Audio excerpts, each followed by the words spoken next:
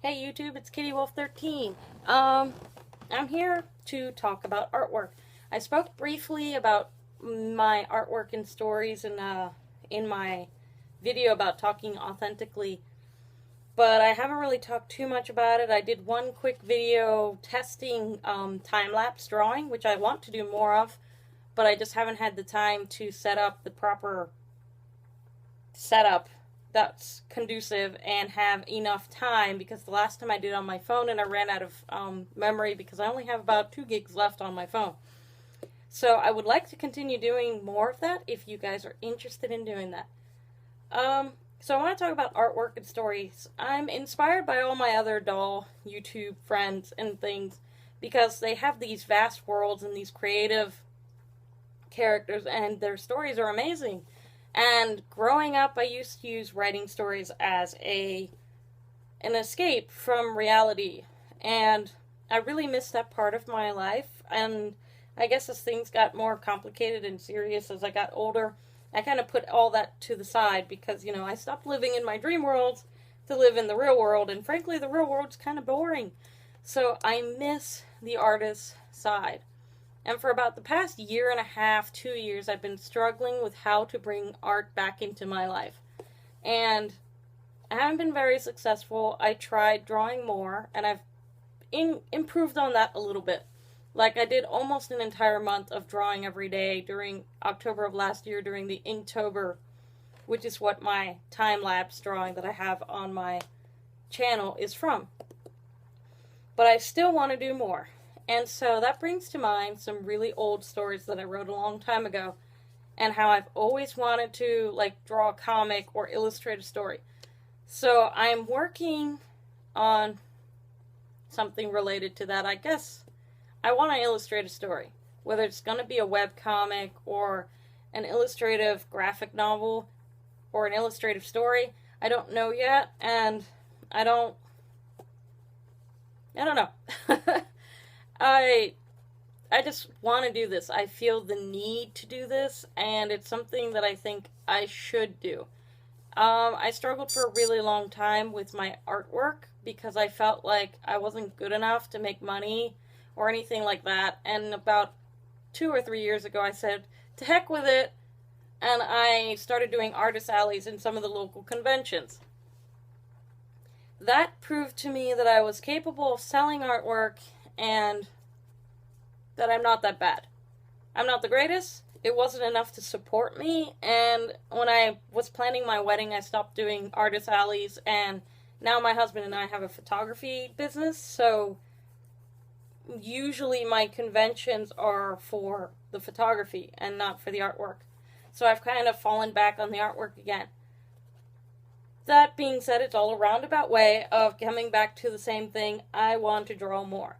So I'm hoping that I can draw more often. I'm hoping to use Instagram and Facebook, my websites, my art Facebook, and now YouTube. I'm really hoping to do more of the time captures because I find those really cool and you can learn a lot from them if you know what you're looking for. So I'm working on these projects, and I just wanted to say, this past weekend I went to Orlando, Florida to visit a friend of mine and to go to a one-day con with my husband. And I had a really good time. Where I live, it's bland and quiet, and they call it home of the newlyweds and nearly departed because the population is really young adults or really old people who are retired, and there's nothing to do. They don't want you to have concerts. They don't want people to do anything. They want you to spend money at expensive restaurants or play golf. That's about it. So there is an art community here in Naples, but it's pretty bland. It's very, not that it's bland, it's very hoity-toity. They want Jackson Pollock and Picasso. They don't want random illustrators who just like art and see art in weird things like, using a toilet for a flower pot. They don't see that. They're not amused by that, and it's kind of depressing. So we went to Orlando, and I hung out with my best friend who lives up there, and we traveled around to a bunch of comic book stores, and all the comic book stores sold original art from local artists. It was pretty cool. They all had them lined on the walls, and you could see them, and you could sell artwork. Then we went to a place called Artagon Marketplace, and it's basically an indoor mall that has a few staple, normal, basic mall stores, but then you can lease a booth area, whether permanently or like a kiosk, and sell artwork. So it's all these individual artists who are selling handmade goods, like kind of like what Etsy used to be. So like there was jewelry makers and candle makers and painters and all sorts of stuff in there, and I was like, this is really, really cool. All of this was really, really cool. So I was really inspired on my trip. One of the stops we made was we went to an art store that's dedicated to art. Where I live, I have Michael's and Joann's and Hobby Lobby, and that's it. And while those places are really cool and you can get the basics for arts and crafts there, there's nothing inspiring about it. It's just basically, I need pencil lead, so let me go and get pencil lead. There's nothing really inspiring. So we went to this place called Sam Flex. There's one in Orlando, and there's one in Atlanta, judging by the receipt on the thing. So I purchased a sketchbook and a couple of odds and ends, like a paint nib and a drawing board and a couple other things. I bought the sketchbook because I've been on the quest for a small sketchbook that fits in my purse so that I have no excuse to not draw every day, even though I have a bad habit of not taking a purse every day. So it doesn't quite help, but I'm getting there. I'm starting there. So the other day I was surfing the internet and I came across a picture on Instagram, and the comment made was talking about the historical significance of this wall plaque made of terracotta from an Indian nation called the Zuni people, I believe. I could be pronouncing that completely wrong, and if I am, I'm sorry.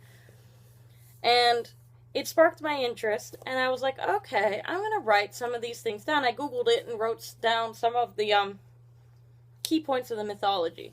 And then it reminded me of something I saw when I was in Washington, D.C. in 2014. I went to the Smithsonian Institute of Natural History after I went to a wedding that I was up there for. It was a short weekend trip. We were there for the wedding, and we had a couple hours before the flight home. And in one of the rooms in the museum, there was this giant sword, and I mean like giant, it's like the size of my queen-size bed in length. And it was made of iron, and there was an interesting little, blurb on the side of the sword.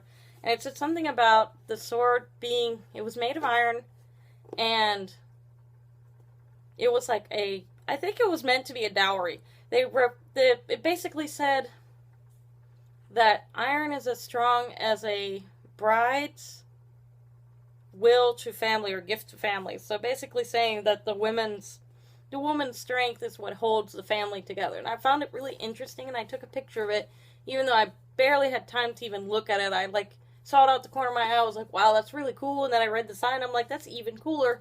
I took the picture and I ran away. So after reading the picture on Instagram, I remembered the picture of the sword, and I started like, okay, I really need to jot these things down because they'd be really cool things to incorporate into a story. Which goes back to my last video where I was talking about wanting to write stories about my dolls, and which rolls into this video where I want to start writing stories and then illustrating them because it's something I really want to go back to. It's something that's always been a part of me, and I haven't been able to do it. So anyways, back to my little sketchbook. And the lights might get washed out because of the light I have. But so, I like this little sketchbook, and I decided that this would be a sketchbook for jotting down notes, ideas, random little sketches. I don't know if you can read that because what I'm looking at right now it's reverse. But I think when I upload it, it'll be the right way. But I'm not 100% certain. So if it looks like gibberish, it's because my camera rotated the image. But, yeah, so I just started deciding to jot down sketches, jot down notes from all the things that inspired me. And I continued jotting down notes about my character, and like, these are the notes for this particular character, like key points that I want to think about. And I kept going. And going. And then I got tired and my wrist started hurting because I was writing over my keyboard and drawing, and it was late and I had to go to bed and I was tired. So I'm really hoping to do more drawing. I'm hoping this book will help me. I have been actual writing in my computer for my stories, and I guess it's a goal for me to have something. Like, I think we're doing Free Comic Book Day for a comic book store owned by a friend of ours in Fort Myers, and I think that's in March or May. And I guess I have a small goal to put together what they call an ash can, which is a demo comic put together really cheaply, like through a copy machine at Kinko's or whatever. So I have a small goal. I don't know if it will actually happen because I don't know how far along my designing and storyboarding and illustrating and all that fun stuff will be by then. But that's my small goal, to have maybe some ash cans for the comic book store, because I think that would be really cool. I am hung up on whether I want to do a web comic, or more of a story with illustrations, but I keep leaning towards webcomics, so I'm going to probably give that a try, especially since part of Inktober I just started drawing a comic.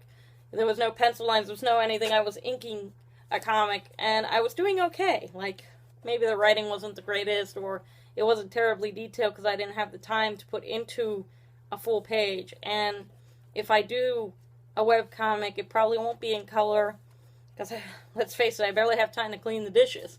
So I don't really have time to be coloring full illustrations. But it's just something I feel like I need to do, and I'm hoping that I can share some of that with you guys, because the YouTube world seems to be really creative, and all of my doll peeps are really creative and awesome and inspiring, and you guys have all been really uplifting to me and to everyone around you. So I want to be able to do this and share, but there's a small part of me that doesn't want to share, because then I kind of ruin the surprise if I actually do get the ball rolling and start illustrating and start showing this. So we'll see. Maybe I'll share the doll story that I was originally writing instead of a lot of the comic work, because I don't want to give it all away. What would be the point of that? So I guess that's really all I wanted to talk about. So I will leave this video at that, and I will say goodnight, and hopefully you'll be seeing more videos from me. I want to do some more reviews, because I've slacked completely on that, just to chit-chat with everybody, because I like to talk, as you guys can tell. And so hopefully there'll be more reviews. Hopefully there'll be some more artwork time-lapse if you guys enjoyed that. I never got a lot of feedback from that, but if you did, please tell me if you liked it. And I'm sure I'll be doing more dolly chats, especially once I reach my goal of saving money for my next doll project. But I also want to go back to some of my older dolls and revamp them like I'm doing with Kanda. So that's something I'll probably talk about too. Anyways, I'm going to leave it at that, because this video is also 13 minutes long, and you guys are probably sick and tired of hearing me already. So with that being said, good night.